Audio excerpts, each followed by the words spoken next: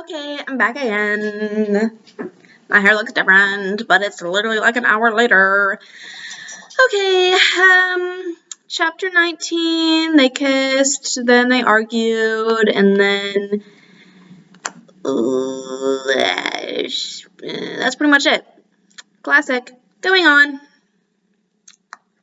A block away from the frat house, the streets are dark and quiet. Oh, before I start, peach honey aha today.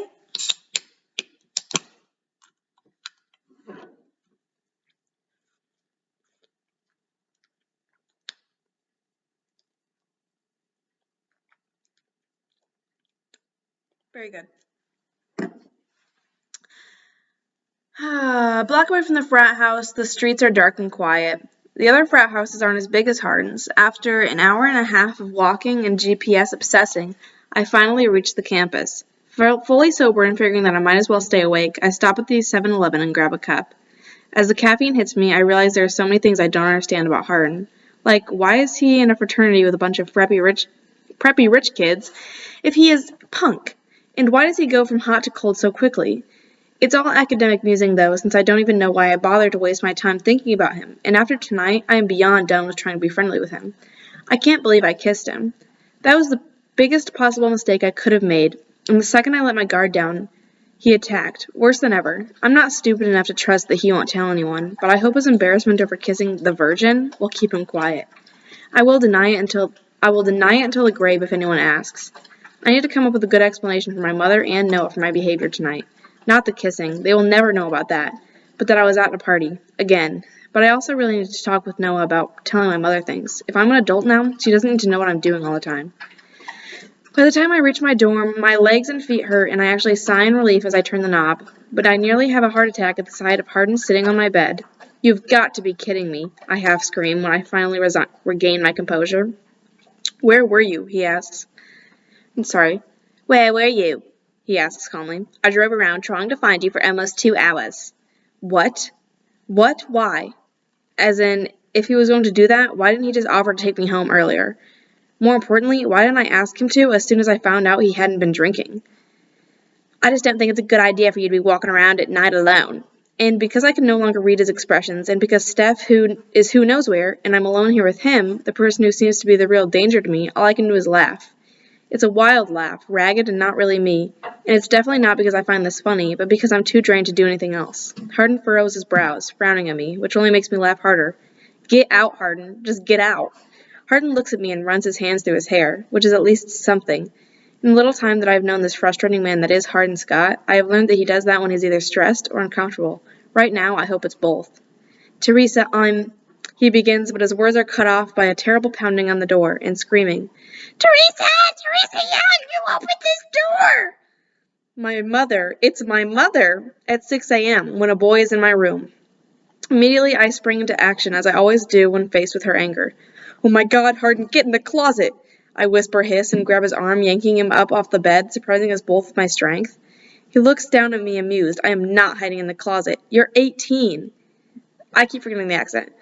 He says it, and I know he's right, but he doesn't know my mother. I groan in frustration, and she pounds again. The defiance with which his arms are crossed over his chest tells me I'm not moving him, so I check the mirror, wiping the bags under my eyes, and grab my toothpaste, smearing a little on my tongue to conceal the smell of vodka even beyond my coffee breath.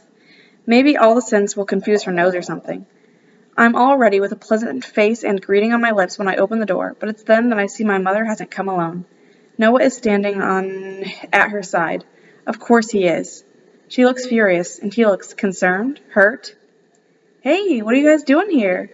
I say to them, but my mother pushes by me and goes straight for Hardin. Noah, sorry, Bertie's like really over here. You wanna come back? Here she is. The girl herself. You can stay there if you want. Okay. No! She tried to get my drink. Anyways, Noah slipped silently into the room. Also, I look like a...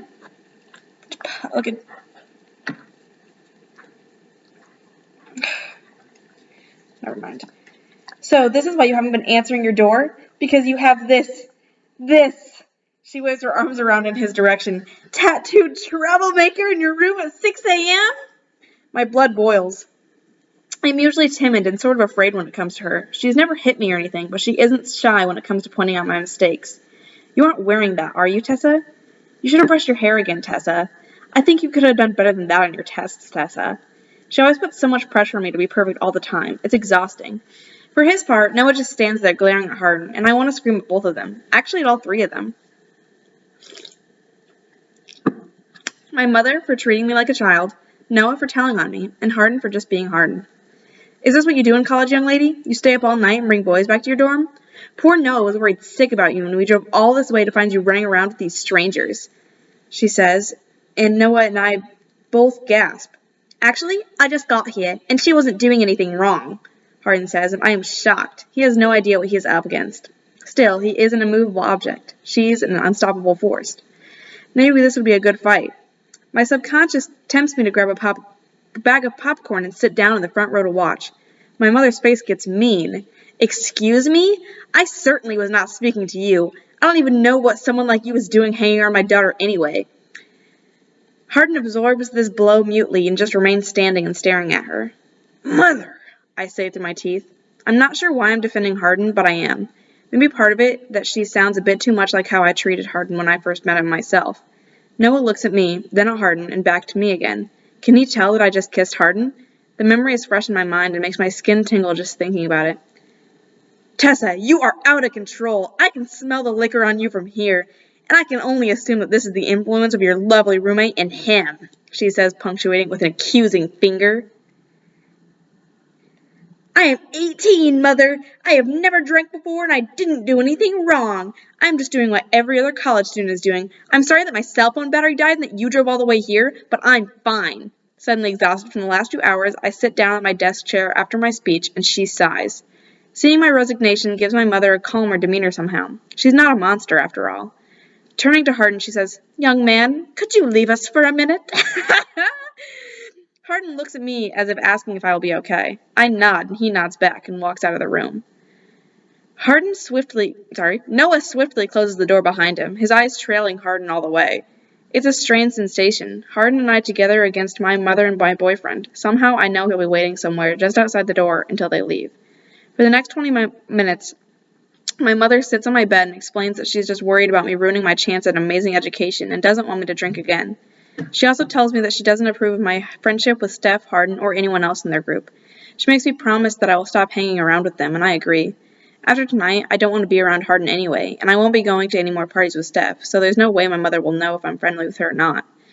Finally, she stands up and clasps her hands together. Since we're already here, let's go get some breakfast and maybe do some shopping. I nod in agreement, and Noah smiles from where he's leaning on my door. It does sound like a good idea, and I am starving. My thoughts are still a little stifled by alcohol and tiredness. From my walk home, the coffee, and my mother's lecture have sobered me. I head for the door, but stop when my mother coughs. You'll need to clean up a little, and change, of course. She smiles her condescending smile. I go get some clean clothes out of the dresser and change in the closet. I touch up last night's makeup and I'm ready to go. Noah opens the door for us, and we all three look at where Hardin is sitting on the floor, leaning against the door across the hall. When he looks up, Noah grasps my hand tightly, protectively. Still, I find myself wanting to pull my hand away from him.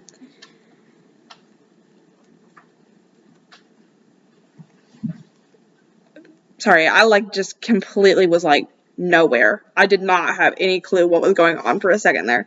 Still, I found myself wanting to pull my hand away from him. What is wrong with me? We're going into town, I tell Hardin. I hate the way I look right now. I might have to blur myself in post when I'm editing the video. In editing, I'm gonna have to He humiliated you, my subconscious reminds me, which is true. We're going to town, I tell Hardin. In response, Hardin nods several times like he's answering some question deep within himself, and for the first time he looks vulnerable and maybe a little hurt. He humiliated you, my subconscious reminds me, which is true, but I can't help but feeling guilty as Noah pulls me along past Hardin, and my mother gives Hardin a victory smile, causing him to look away. I really don't like that guy, Noah says, and I nod. Me either, I whisper, but I know I'm lying. Bye.